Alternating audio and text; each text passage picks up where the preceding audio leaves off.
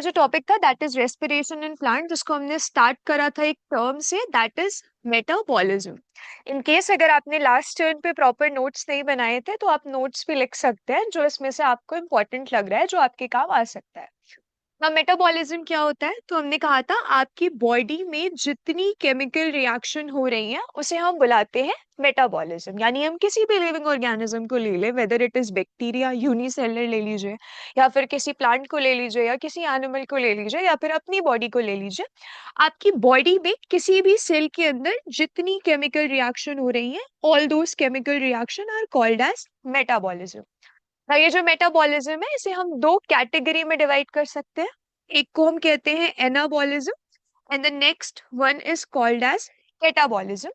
अगर आपको याद हो तो मैंने आपको कहा था कि कोई ऐसी केमिकल रिएक्शन जिसमें आप कुछ सिंथेसाइज कर रहे हो, आप कुछ बना रहे हो, उसे हम एनाबॉलिज्म बुलाएंगे।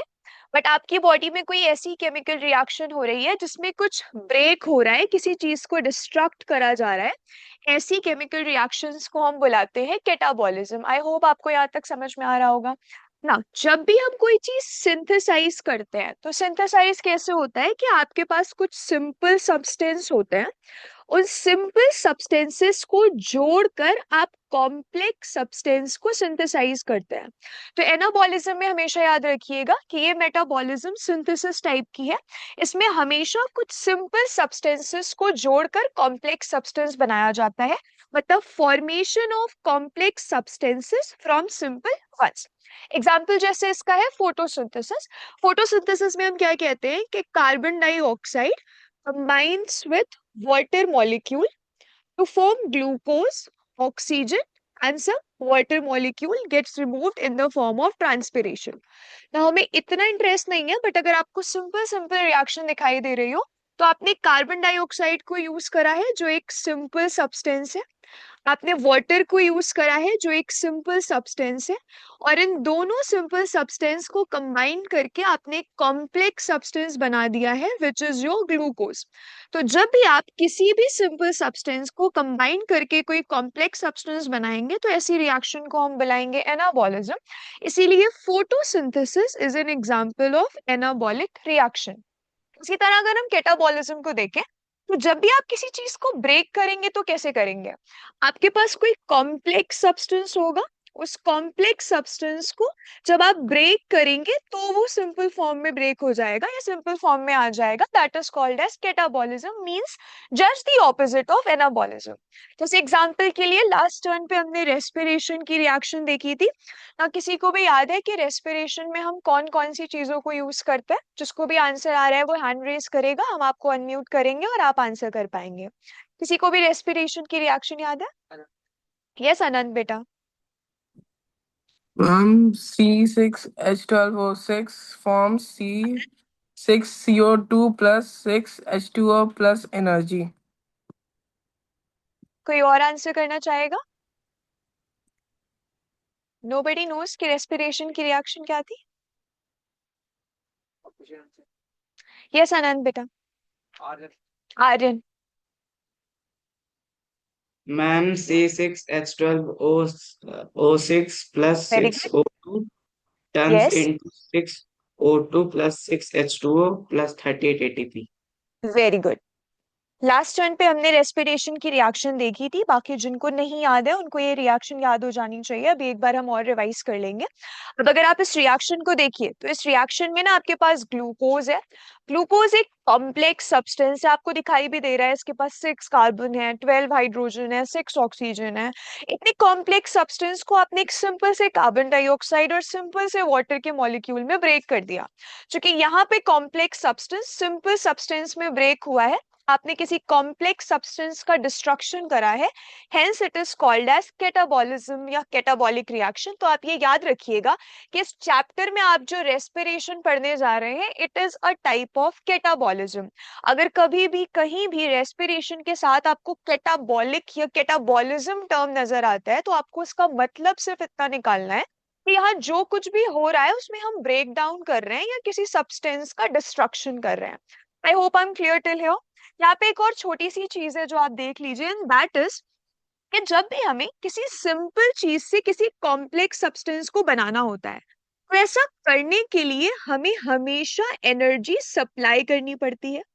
ऑन दी अदर हैंड, जब आप किसी कॉम्प्लेक्स सब्सटेंस को ब्रेक करके सिंपल सब्सटेंस बनाते हैं, तो ऐसी सिचुएशन में एनर्जी रिलीज होती है, जो आप चाहें तो यहाँ एनाबॉलिज्म और कैटाबॉलिज्म में ऐड कर सकते हैं। जब भी एनाबॉलिज्म होगा, मतलब आप सिंपल सब्सटेंस से कॉम्प्लेक्स सब्सटेंस बनाएंगे, आपको हमेशा एनर्जी सप्लाई करनी पड़ेगी। ऑन दी अदर हैंड, जब भी कैटाबॉलिज्म होगा, जो कि कुछ ब्रेक हो रहा है, ब्रेक मतलब ऑब्वियसली बॉन्ड ब्रेक हो रहे होंगे, तो जब बॉन्ड ब्रेक होंगे तो एनर्जी रिलीज होगी। दिस इज द रीजन कि ये जो रेस्पिरेशन की रिएक्शन है उसमें 38 एटीपी मॉलिक्यूल्स रिलीज होते हैं। इन शॉर्ट, एनर्जी रिलीज होती है। आई होप सबको ये पेज रिवाइज हो गया। अगर किसी को कोई डाउट है तो आप पूछ सकते हैं, अदरवाइज हम आगे चलेंगे। इन केस आपके पास ये पॉइंट नोटेड नहीं है तो आप अपने पास नोट कर लेंगे। आगे चलें, ठीक है। नाउ अब हम स्टार्ट करने जा रहे हैं रेस्पिरेशन से। चैप्टर का नाम है रेस्पिरेशन इन प्लांट। लेकिन ये याद रखिएगा कि जो बेसिक रेस्पिरेशन आप यहाँ पे पढ़ेंगे वो प्लांट, एनिमल, ह्यूमन सब में ही सेम है।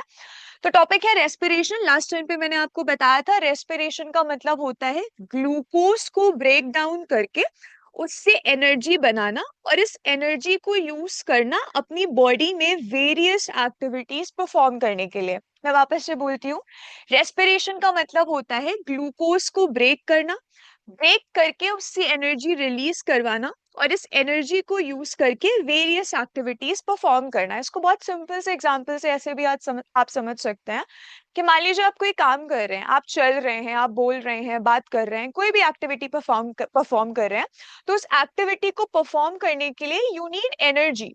और हमें बचपने से बताया जाता है कि ये एनर्जी आती है फूड से। आप खाना खाते हैं और उस खाने से आप एनर्जी बनाते हैं। तो ये जो फूड से एनर्जी बनने का रास्ता है, this is called as respiration. एकदम सिंपल सी लैंग्वेज में, आप अभी डिनर करेंगे, खाना खाएंगे, जो खाना आप खाएंगे उस खाने से एनर्जी बनेगी, and that is what we call respiration. But ये बहुत ही सिंप्लीफाइड डेफिनेशन है। अगर हमें इसे थोड़ा प्रॉपर बताना हो तो प्रॉपर कैसे बता सकते हैं? तो प्रॉपर बता सकते हैं कि ग्लूकोज का ब्रेक डाउन करना, उससे एनर्जी रिलीज करवाना, उस एनर्जी से वेरियस एक्टिविटीज परफॉर्म करना। अगर इस रेस्पिरेशन को हम रिएक्शन के फॉर्म में लिखना चाहें तो कैसे लिख सकते हैं? हम बोलेंगे कि एक ग्लूकोज का मॉलिक्यूल, क्योंकि डेफिनेशन इसकी क्या है कि ग्लूकोज से एनर्जी बना रहे हैं, तो अगर ग्लूकोज से एनर्जी बना रहे हैं तो सबसे पहले हम ग्लूकोज लेंगे। नाउ अगर आप इस ग्लूकोज को ऑक्सीजन से मिलाते हैं तो ज्यादा एनर्जी रिलीज होती है, जो हमने थोड़ा सा देखा भी था, अभी हम आगे फिर से देखेंगे। लेकिन अगर आपको एक ग्लूकोज के मॉलिक्यूल से एनर्जी रिलीज करवानी है ऑक्सीजन के साथ मिलाकर, तो आपको 6 ऑक्सीजन के मॉलिक्यूल लेने पड़ते हैं। Now, single molecule of glucose combines with 6 molecules of oxygen and form a gas which is carbon dioxide। ये waste material है, plant उसको remove कर देता है, हम भी इसे remove ही कर देते हैं। उसके बाद यहाँ पे बनते हैं 6 वाटर मॉलिक्यूल। अगर प्लांट है तो इसे इवेपोरेट कर देगा, ह्यूमन है तो यूरिन के फॉर्म में एक्सक्रीट करेगा, या फिर बॉडी में ही किसी ब्लड में या किसी अदर जगह पे अकोमोडेट कर देगा। इसके अलावा रेस्पिरेशन में रिलीज होती है एनर्जी। आप सबको ये रिएक्शन बाय हार्ट याद होनी चाहिए। अगर ये रिएक्शन याद नहीं होगी तो आप आगे बहुत कंफ्यूज होंगे।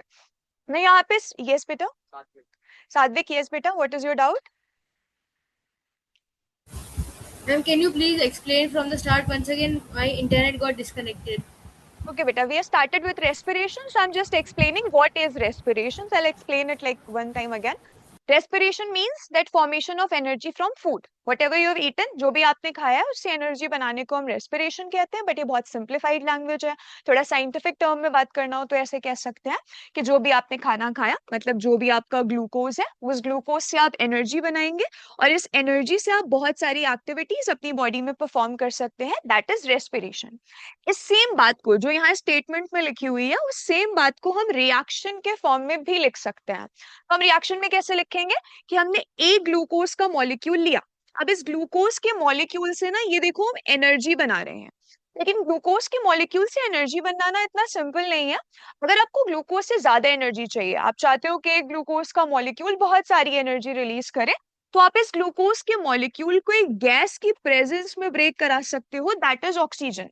जब ये ग्लूकोज ऑक्सीजन की प्रेजेंस में ब्रेक होगा, तो आपको ये ध्यान रखना है कि अगर आपका एक ग्लूकोज है तो ऑक्सीजन के मॉलिक्यूल 6 होने चाहिए। और जब आपने एक ग्लूकोज के मॉलिक्यूल को 6 ऑक्सीजन के मॉलिक्यूल के साथ कंबाइन करा तो एक गैस बनेगी, कार्बन डाइऑक्साइड वेस्ट है, निकाल दी जाएगी बॉडी से। वाटर बनेगा जिसे या तो बॉडी में अकोमोडेट करा जाएगा, अगर एक्स्ट्रा है तो रिमूव कर दिया जाएगा। उसके बाद बनेगा हमारा main product which is energy. बस अभी तक मैंने इतना ही बोला है, अब मैं इसके आगे एक्सप्लेन करने जा रही हूँ ना। यहाँ से कुछ चीजें हैं जो पूछी जाती हैं। सबसे पहली चीज, जैसे अगर आप यहाँ देखें तो मैंने आपको बोला कि एक ग्लूकोज के मॉलिक्यूल को ब्रेक करने के लिए यू नीड 6 ऑक्सीजन के मॉलिक्यूल। तो क्वेश्चन में ऐसे आएगा, यस श्रेयांश बेटा,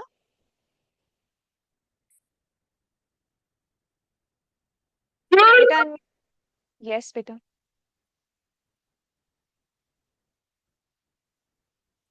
बेटा you can also type your doubt अगर आवाज हो रही है, ठीक है ना। क्वेश्चन ऐसे आएगा कि अगर एक ग्लूकोज के मॉलिक्यूल को ब्रेक करने के लिए 6 ऑक्सीजन के मॉलिक्यूल की रिक्वायरमेंट होती है, तो क्वेश्चन में सिंपली वुड बी आस्क कि हम 3 ग्लूकोज के मॉलिक्यूल को ब्रेक करके एनर्जी बना रहे हैं, हमें बताइए कि इसके लिए कितने ऑक्सीजन के मॉलिक्यूल की रिक्वायरमेंट होगी। आई होप सबको क्वेश्चन समझ में आया। हमें रिएक्शन में साफ साफ दिखाई दे रहा है कि एक ग्लूकोज के मॉलिक्यूल को ब्रेक करने के लिए वी नीड 6 ऑक्सीजन के मॉलिक्यूल। तो क्वेश्चन पूछेगा अगर आपको 3 ग्लूकोज के मॉलिक्यूल ब्रेक करने हैं then how many oxygen molecules will you need. तो जिसको भी आंसर आ रहा है वो अपना हैंड रेज कर सकता है। यस बेटा, 18। वेरी गुड, शाबाश 18। जैसे यहाँ पे सिंपल सा दिखाई दे रहा है कि एक ग्लूकोज मॉलिक्यूल के लिए 6 ऑक्सीजन चाहिए तो 3 मॉलिक्यूल के लिए कितने हो जाएंगे 18। कभी कभी ये एटीपी के रिस्पेक्ट में भी पूछता है, जैसे फॉर एग्जांपल एक ग्लूकोज से हमें कितनी एटीपी मिल रही है 38 एटीपी। तो क्वेश्चन में सिंपली पूछा जाएगा कि अगर हम 2 ग्लूकोज के मॉलिक्यूल को ब्रेक करें तो कितनी एनर्जी मिलेगी। तो यू वुड सिंपली मल्टीप्लाई 38/2 और जो भी आपका आंसर आता है वो आप लिख देंगे। आई होप सबको ये वाले क्वेश्चन के पैटर्न समझ में आ गए। और कुछ और चीजें जो आपको यहाँ पे देखनी है, दैट इज ये रिएक्शन जो आपको एक स्टेप में लिखी हुई दिखाई दे रही है। मतलब मैंने एक सिंपल सी रिएक्शन लिखी कि मैंने ग्लूकोज को ऑक्सीजन से कंबाइन करा और वो प्रोडक्ट बना दिए, बट ये रिएक्शन एक स्टेप में नहीं होती। इस रिएक्शन में कई सारे स्टेप्स आते हैं, जिसमें से जो बच्चे लास्ट क्लास में थे उन्हें याद भी होगा, मैंने ग्लाइकोलिसिस जैसा एक स्टेप एक्सप्लेन करा था। अभी हम आगे देखेंगे। अभी के लिए इतना याद रखिएगा, ये जो रिएक्शन आपको दिखाई दे रही है ये स्टेप वाइज रिएक्शन है। इस एक रिएक्शन को कंप्लीट करने के लिए हमें कई सारे स्टेप से होकर गुजरना पड़ता है। एक और चीज है जो आपको यहाँ पर याद रखनी है, मान लेते हैं कि इस रिएक्शन को करने के लिए हमें 4 स्टेप लगेंगे। हाइपोथेटिकली इमेजिन कर रहे हैं कि ये जो रिएक्शन यहाँ लिखी हुई है इसको करने के लिए हमें 4 स्टेप लग रहे हैं। हर स्टेप को करवाने के लिए you will need an enzyme. मेरी बात आई होप सबको समझ में आई। मैंने 2 बातें बोली। मैंने पहली बात ये बोली कि इस रिएक्शन को एक स्टेप में कंप्लीट नहीं करा जा सकता, इस रिएक्शन को कंप्लीट कराने में कई सारे स्टेप्स लगते हैं। दूसरी बात मैंने ये बोली कि हर स्टेप पे you will need an enzyme. In case आपको एंजाइम नहीं पता क्या करती है, तो अगर आपने केमिस्ट्री में कैटलिस्ट पढ़ा है तो जैसे आप कैटलिस्ट को समझते हैं एग्जैक्टली वैसे ही एंजाइम्स को समझिएगा। बस डिफरेंस ऐसे समझिए कि वो कैटलिस्ट जो लिविंग ऑर्गेनिज्म की बॉडी में पाई जाती है उन्हें हम एंजाइम्स कहते हैं। तो कैटलिस्ट बेसिकली क्या होते हैं, वो किसी रिएक्शन के रेट को बढ़ा देते हैं, खुद पार्टिसिपेट नहीं करते हैं। बस कुछ ऐसा ही यहाँ पर भी हो रहा है। तो 2 बातें हैं जो आपको याद रखनी है। पहली ये कि रिएक्शन स्टेप वाइज रिएक्शन है। दूसरी बात ये कि हर स्टेप को कराने के लिए यू विल नीड एंजाइम। अब नेक्स्ट पॉइंट पे आते हैं। ये जो एनर्जी आपको यहाँ रिलीज होती हुई दिखाई दी इस रिएक्शन में, ये एनर्जी 2 फॉर्म में रिलीज होती है। कुछ एनर्जी तो हीट के फॉर्म में रिलीज हो जाती है, जैसे मैंने यहाँ पे लिखा भी है, energy get released in the form of heat. तो कुछ एनर्जी तो हीट के फॉर्म में चली गई, बाकी बची हुई एनर्जी को हम केमिकल एनर्जी के फॉर्म में कन्वर्ट कर देते हैं। तो केमिकल एनर्जी से क्या मतलब है कि हम एनर्जी को किसी केमिकल में स्टोर कर देते होंगे, जिससे हम केमिकल एनर्जी बुला रहे हैं। और ये केमिकल एनर्जी जिस फॉर्म में हमारी या फिर प्लांट या किसी भी लिविंग ऑर्गेनिज्म की बॉडी में है, that is called as ATP. मैंने आपको लास्ट टाइम पे भी कहा था कि आपको एटीपी का फुल फॉर्म याद होना चाहिए। ATP is adenosine triphosphate. इसे हम energy currency of the cell भी बुलाते हैं। आई होप जितना इस पेज पे लिखा है सबको समझ में आया होगा। ये मैंने लास्ट टाइम पे भी बताया था, मैंने आज भी रिपीट करा है।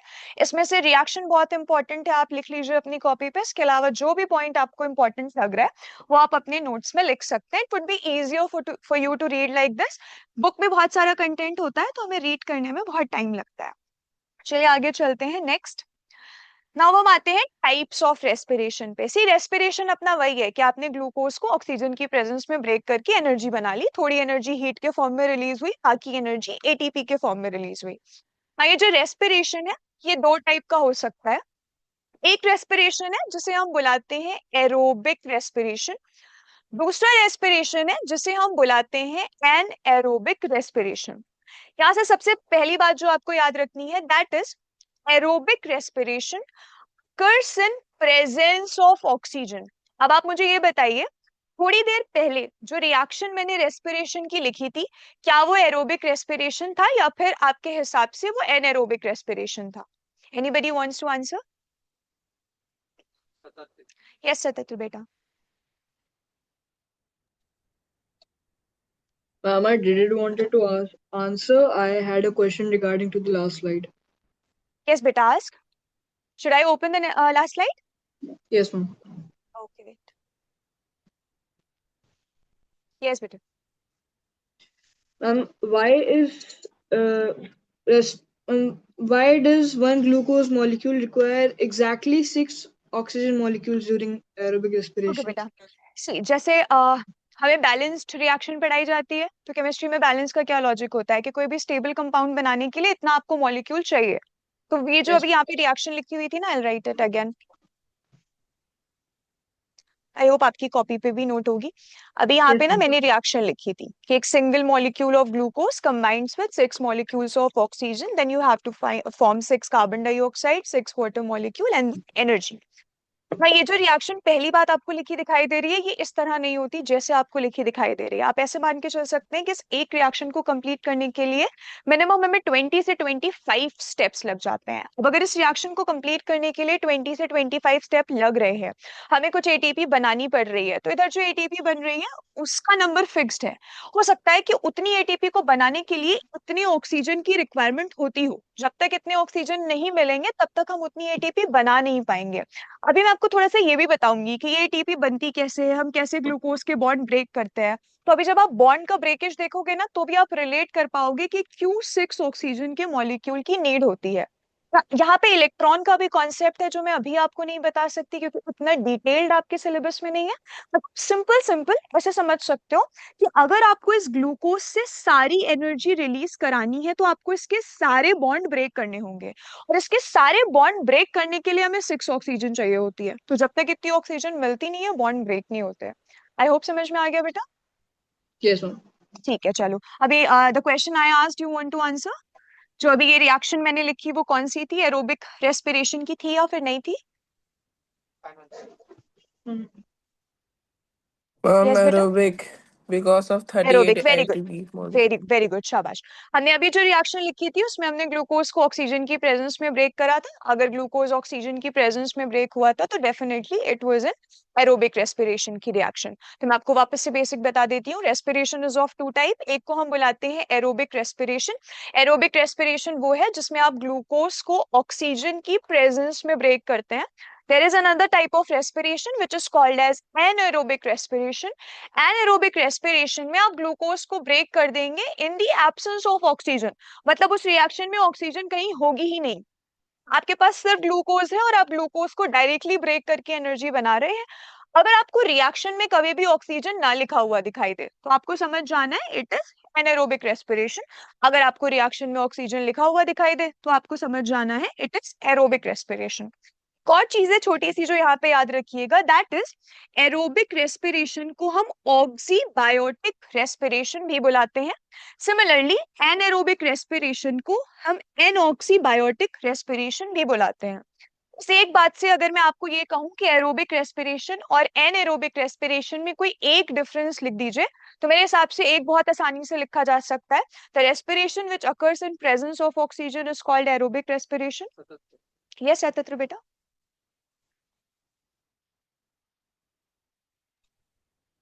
Nothing, ma'am. अच्छा है, you raised your hand maybe. when the respiration which occurs in absence of oxygen is called as anaerobic respiration. I hope सबको ये वाली स्लाइड भी क्लियर हो गई होगी.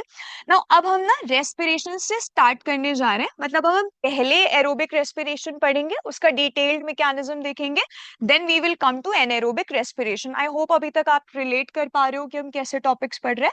हमने सबसे पहले मेटाबॉलिज्म देखा है, फिर हमने रेस्पिरेशन देखा, हमने रेस्पिरेशन के टाइप देखे. अब हम पहले रेस्पिरेशन से स्टार्ट कर रहे हैं, विच इज एरोबिक रेस्पिरेशन. हम एरोबिक रेस्पिरेशन की मैकेनिज्म देखने जा रहे हैं कि वो रिएक्शन जो थोड़ी देर पहले हमने लिखी थी, वो रिएक्शन एक्चुअली कैसे होती है किसी भी प्लांट या ऑर्गेनिज्म के अंदर. ना अगर हम एरोबिक रेस्पिरेशन की बात करें तो एरोबिक रेस्पिरेशन 2 स्टेप्स में कंप्लीट होता है, जिसमें पहले स्टेप को हम बुलाते हैं ग्लाइकोलिसिस और दूसरे स्टेप को हम बुलाते हैं क्रेब्स साइकिल. बट मैकेनिज्म आपको तब समझ में आएगा जब आपको उसकी बेसिक रिएक्शन पता हो. बेसिक रिएक्शन मैं बार बार इसलिए लिख रही हूँ क्योंकि हो सकता है बार बार लिखने से आपको याद हो जाए. मैक्सिमम लोगों को याद हो भी गई होगी. Glucose combines with 6 molecules of oxygen, 6 carbon dioxide, 6 water. अभी आप चाहो तो हीट एनर्जी करके भी लिख सकते हो, आप चाहो तो ऐसे 38 ATP करके भी लिख सकते हो. This will also be correct. Yes बेटा, यस अरण्य बेटा.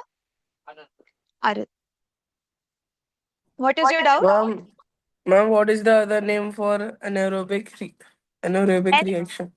Anaxibiotic respiration. Anaxibiotic respiration. And for aerobic respiration, it is oxybiotic respiration. Is it clear? Yes, ma'am. Okay. Now, as I was saying, ये जो आपको रिएक्शन लिखी दिखाई दे रही है, ये एरोबिक रिएक्शन है. तो आपको इसकी मैकेनिज्म देखनी है कि ये रिएक्शन एक्चुअली कैसे कंप्लीट होती है. फिलहाल के लिए ये जो रिएक्शन लिखी हुई है ये 2 स्टेप में होगी. एक स्टेप को हम बुलाते हैं ग्लाइकोलिसिस, दूसरे स्टेप को हम बुलाते हैं क्रेब्स साइकिल. तो अब हम इसकी मैकेनिज्म स्टार्ट करते हैं. सबसे पहले मान लेते हैं कि ये प्लांट सेल है. नाउ मुझे कैसे पता कि ये प्लांट सेल है? तो क्लियरली आपको इसकी सेल की 2 बाउंड्री दिखाई दे रही है. बाहर वाली boundary would be cell wall और ये अंदर वाली boundary will be cell membrane. तो जिन भी यूजुअली बैक्टीरिया और फंजाई के पास भी होती है, बट प्लांट सेल के पास भी 2 बाउंड्री होती है. तो हम मान के चल सकते हैं कि ये एक प्लांट सेल है. तो प्लांट सेल में ये जो आपको स्पेस दिखाई दे रहा है, इस स्पेस को हम इसका साइटोप्लाज्म मान लेते हैं. ये एक लिक्विड वाला स्पेस है जहां पर सारे सेल ऑर्गेनल्स प्रेजेंट होंगे.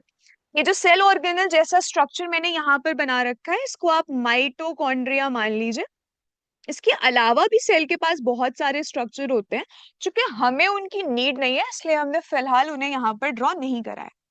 now हम रेस्पिरेशन से स्टार्ट करते हैं. हम यस बेटा अग्रिम, what is your doubt? Ma'am, you said that aerobic respiration is of 4 types, but it is written in here, it is of 2 steps. Sorry, it is of 4 steps. It is of? Earlier you said it is of 4 steps. I said there are so many steps, like 20 to 25 steps are there, but हम आपको समझाने के लिए, आपके class तक समझाने के लिए 2 ही स्टेप में पढ़ा देते हैं. देखो मैंने यहाँ कैसे लिखा हुआ है ना कि एरोबिक रेस्पिरेशन में एक स्टेप होता है जिसको ग्लाइकोलिसिस कहते हैं, एक स्टेप होता है जिसे क्रेब्स साइकिल कहते हैं. ये जो ग्लाइकोलिसिस है ये खुद 9-10 स्टेप में होती है. ये जो आपको क्रेब्स साइकिल दिखाई देगी, जो अभी मैं एक स्टेप में लिख दूंगी, वो एक स्टेप 7-8 स्टेप में होता है. तो इसी के आगे और सब डिविजन है. इनफैक्ट आपकी बुक में हम लिखते नहीं है, बट यहाँ पे थर्ड स्टेप भी होता है जिसे हम इलेक्ट्रॉन ट्रांसपोर्ट चेन कहते हैं, शॉर्ट में ETS भी कहते हैं. बट चूंकि आपकी बुक में है नहीं तो हम आपके लिए कॉम्प्लिकेट नहीं करते. जब तक हम आपको सिंपल सिंपल नहीं पढ़ा देंगे ना, तब तक आप, अगर मैं एकदम से डिटेल में पढ़ाने लग जाऊंगी तो आप कंफ्यूज हो जाओगे. दिस इज द रीजन कि अभी मैं आपको एकदम बेसिक बता रही हूँ. जब आपको बेसिक समझ में आएगा तो अगर बीच में मैं कुछ एक्स्ट्रा इन्फॉर्मेशन दूंगी तो वो भी आपको समझ में आ जाएगी. ठीक है, इज इट क्लियर? ओके चलो. Yes Shreyansh. Ma'am, respiration. Yes, beta.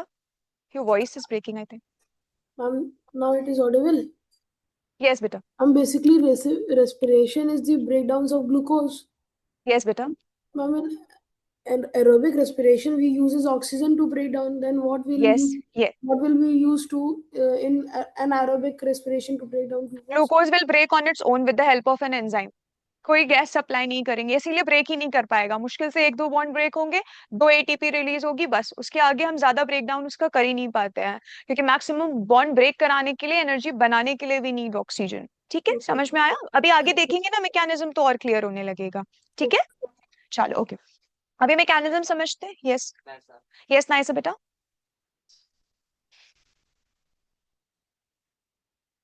Naisa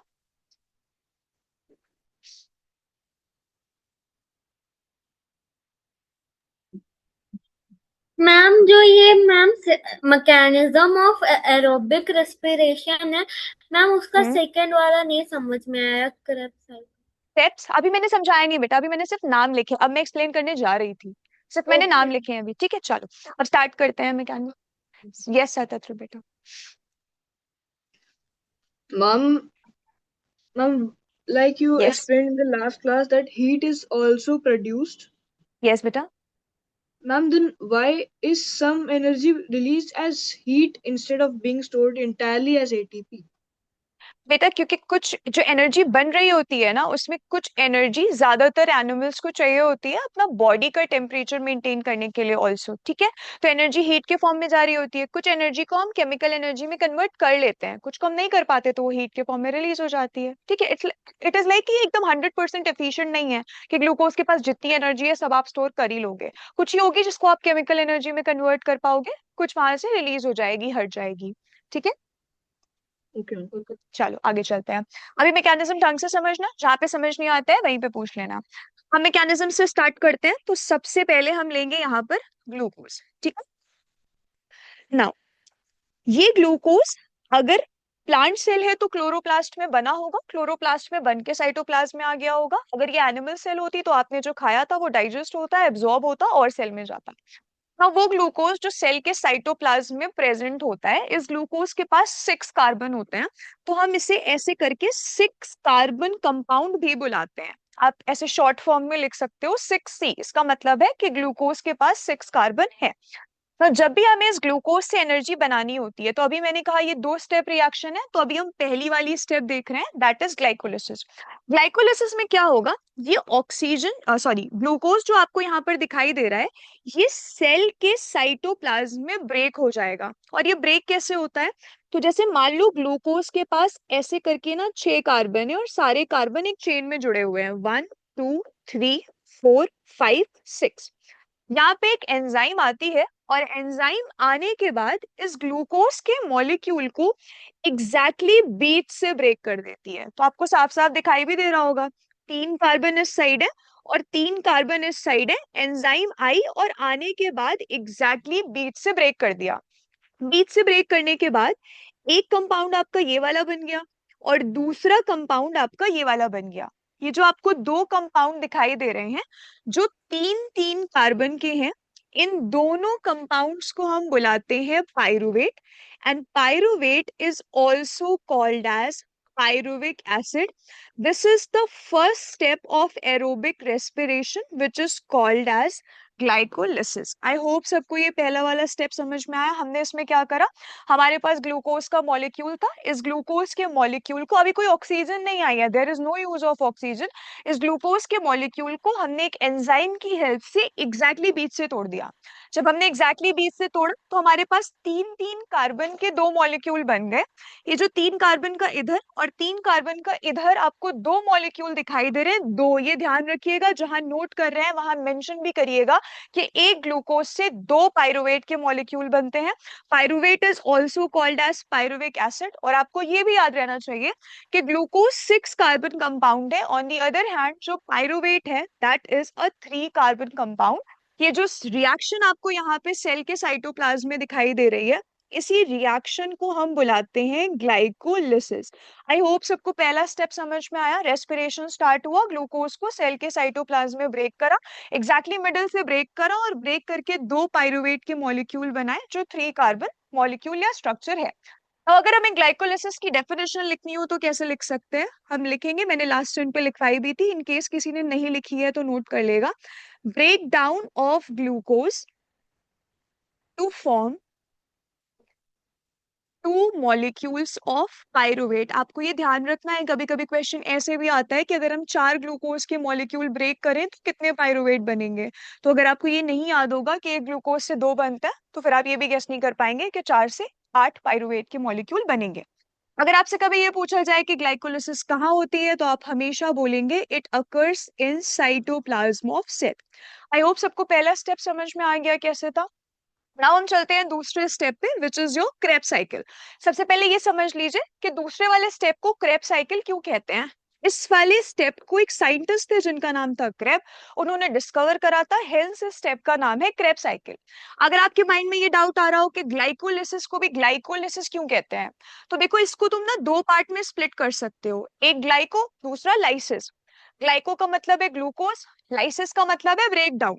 तो हमने ग्लूकोज का ब्रेक डाउन करा है, इसीलिए स्टेप का नाम क्या हो गया है, ग्लाइकोलिसिस। तो हम अपने दूसरे स्टेप पे चलते हैं। और दूसरे स्टेप में ये जो पाइरुवेट आपको दिखाई दे रहा है, ये पाइरुवेट सेल के साइटोप्लाज्म में बनने के बाद यहाँ साइटोप्लाज्म से चलता है और साइटोप्लाज्म से चलकर सेल के माइटोकॉन्ड्रिया के अंदर आ जाता है। और यहाँ से आपके माइंड में डाउट आएगा कि साइटोप्लाज्म में ही क्यों नहीं रहा, चल के माइटोकॉन्ड्रिया में क्यों आ गया। तो रीजन ये है कि इस पाइरुवेट को फर्दर ऑन ब्रेक करने के लिए यू नीड ऑक्सीजन, और जो ऑक्सीजन है वो सेल में आने के बाद माइटोकॉन्ड्रिया में स्टोर हो जाती है। ये बात भी मैंने आपको लास्ट टाइम पे कही थी। और चूंकि आपको पाइरुवेट को ऑक्सीजन की प्रेजेंस में ब्रेक करना है, ऑक्सीजन सेल के माइटोकॉन्ड्रिया में है, तो अब आपको पाइरुवेट को कहाँ भेजना पड़ेगा, माइटोकॉन्ड्रिया में। जब ये दो पाइरुवेट के मॉलिक्यूल 6 ऑक्सीजन के मॉलिक्यूल से कंबाइन करते हैं, सबको आई थिंक साफ साफ दिखाई दे रहा होगा, दो पाइरुवेट के मॉलिक्यूल 6 ऑक्सीजन के मॉलिक्यूल से कंबाइन कर रहे हैं। अगर यहीं पे क्वेश्चन ऐसे पूछ लिया जाए कि एक पाइरुवेट को कितने ऑक्सीजन की नीड होगी, तो यू वुड से 3 ऑक्सीजन की। ना जब ये दोनों यहाँ सेल के माइटोकॉन्ड्रिया में आते हैं तो दोनों कंबाइन करते हैं और कंबाइन करके बनाते हैं 6 carbon dioxide, 6 water molecule and 36 ATP. अब मेरे 36 लिखते ही सबको लग रहा होगा कि मैम ने तो ये गलत लिख दिया, ऊपर तो 38 लिखा हुआ है। तो मैंने वो गलत नहीं लिखा, वो गलत इसलिए नहीं लिखा क्योंकि जब ग्लूकोज यहाँ पाइरुवेट में ब्रेक हो रहा होता है तो बॉन्ड तो यहाँ भी टूटा है, और अगर बॉन्ड टूटा है तो एनर्जी यहाँ पे भी रिलीज हुई होगी। तो इसमें से बची हुई 2 एटीपी इस ग्लाइकोलिसिस वाले स्टेप में रिलीज होती है, विच इज वेरी इंपॉर्टेंट। याद रखिएगा, कंफ्यूज मत होइएगा। जब भी ग्लाइकोलिसिस होगी, ग्लूकोज पाइरुवेट में टूटेगा, देखिए ऑक्सीजन की एब्सेंस में है तो सिर्फ आप 2 ही एटीपी रिलीज कर पाए, तो ग्लाइकोलिसिस में 2 एटीपी रिलीज हो गई। बाकी जब ये पाइरुवेट यहाँ आया, ऑक्सीजन के साथ इसने साथ कंबाइन करा, तो बाकी बची हुई 36 एटीपी बनती है माइटोकॉन्ड्रिया में, और इस दूसरे वाले स्टेप को ही हम बुलाते हैं क्रेब्स साइकिल। आई होप सबको क्रेब्स साइकिल भी समझ में आया। अगर आपको क्रेब्स साइकिल डिफाइन करना हो तो कैसे करेंगे, 2 molecules of pyruvate combines with 6 molecules of oxygen to form 36 molecules of ATP, and the step is called as Krebs cycle. कभी भी आपसे पूछा जाए क्रेब्स साइकिल कहाँ होती है तो आपका आंसर होगा माइटोकॉन्ड्रिया। ना इस रिएक्शन को, स्टेप्स को, मैकेनिज्म को ढंग से देख लीजिए, कॉपी पे लिख लीजिए, कहीं पे भी आपको कोई भी डाउट है तो पूछ लीजिए, क्योंकि ये बहुत इंपॉर्टेंट है। इसमें वैसे तो एक्सपेरिमेंट वाले पोर्शन से क्वेश्चन ज्यादा आते हैं, बट अगर कभी भी थ्योरी वाले पार्ट से क्वेश्चन पूछना होता है तो मोस्टली मैकेनिज्म से पूछा जाता है। कुछ एक क्वेश्चन का पैटर्न भी आपको बता देती हूँ कि कैसे क्वेश्चन आता है। यस बेटा, एहसास, यस, आस्क योर डाउट बेटा।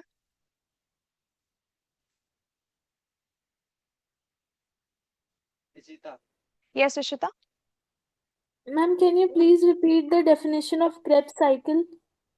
Whatever is written here, you have to write it in a statement. है ना? This step is your Krebs cycle. So you're going to write 2 molecules of pyruvate combines with 6 molecules of oxygen to form 36 molecules of ATP in mitochondria. This is called Krebs cycle. ठीक है, अलग से याद करने की जरूरत नहीं है, क्योंकि ऐसे तो वैसे ही बायो ऐसा होता है ना कि इसमें बहुत रटना पड़ता है, तो रटने की जरूरत नहीं है। जो दिख रहा है बस उसे लिखो। जैसे ग्लाइकोलिसिस भी ऐसे लिखो, 1 molecule of glucose breaks to form 2 molecules of pyruvate. It is called as glycolysis. Pyruvate combines with oxygen to form ATP. Yes, Sadvik beta. Ma'am, can you please explain the second step? Okay. The second step is pyruvate तक समझ में आया था? बेटा पहला step समझ में आया था? Yes, ma'am. ठीक है, तो ये जो पायरुवेट यहाँ बना है, ये पायरुवेट यहाँ से उठकर माइटोकॉन्ड्रिया में आएगा। ठीक है, माइटोकॉन्ड्रिया में क्यों आएगा? क्योंकि यहाँ पे ऑक्सीजन होती है, तो ये पायरुवेट इस ऑक्सीजन के साथ कंबाइन करेगा तो 6 कार्बन डाइऑक्साइड बनाएगा, 6 वाटर बनाएगा और 36 एटीपी के मॉलिक्यूल रिलीज हो जाएंगे। इसे हम बुलाते हैं क्रेब्स साइकिल। सिंपल सा था, क्लियर? समझ में आ गया बेटा? ठीक है, चलो। यस नायसा।